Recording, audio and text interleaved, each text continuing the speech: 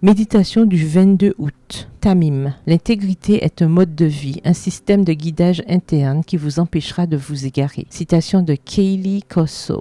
La Bible dit clairement qu'il n'y a sur terre point d'homme juste. Ecclésiaste 7, le verset 20. Pourtant, Dieu a lancé cet appel à Abraham. Marche en ma présence et sois parfait. Genèse 17, le verset 1, dans la version de la Bible de la liturgie. Si un être humain conçu et né dans le péché ne peut être parfait, à quoi Dieu nous appelle-t-il exactement lorsqu'il dit « marche en ma présence et sois parfait ». Le mot hébreu utilisé dans Genèse 17, le verset 1 est tamim, qui, appliqué dans la Bible à des personnes, signifie parfait, intègre, sincère, pieux, honnête. Tiré du livre Perfection, Lexham Theological Wordbook, écrit par Adriani Mili Rodriguez. Nous le voyons traduit dans Proverbe 2, le verset 21 par « Les hommes intègres y subsisteront » ou dans Proverbe 28, le verset 18 dans la version Parole de vie par « Celui qui mène une vie honnête sera sauvé ». Le psaume 101, le verset 2, utilise cette expression « Je marcherai dans l'intégrité, tamim, de mon cœur au milieu de ma maison ». En examinant d'autres passages bibliques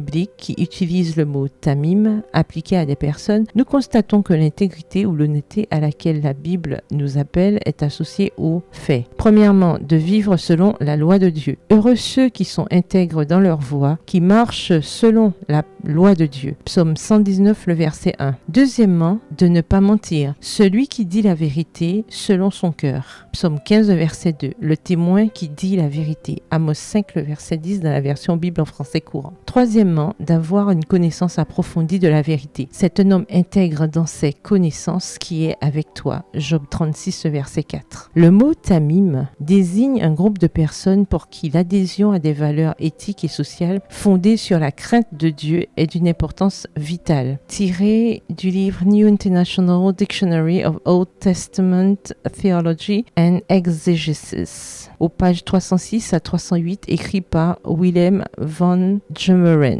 Il ne s'agit pas d'être parfaite au sens de ne pas pécher, ce qui, comme on le sait, est impossible, mais d'être intègre, honnête, parce qu'on adhère aux principes et aux valeurs de la sagesse, qui est la crainte du Seigneur. Voir Proverbe 1, le verset 7. Cette adhésion donne lieu à une marche dans l'humilité avec le Seigneur. Et c'est là ce à quoi il vous appelle. Lorsque Dieu vous invite à être tamim, il ne vous dit pas que vous pouvez être irréprochable, mais il vous invite à vous engager envers lui de tout cœur pour vivre avec vérité, intégrité, honnêteté et sagesse, c'est-à-dire selon des concepts spirituels profonds. Alors, marchons devant Dieu et soyons tamim. Le verset du jour se trouve dans Genèse 17, le verset 1. Marche devant ma face et sois intègre. Bonne journée, que l'Éternel vous bénisse.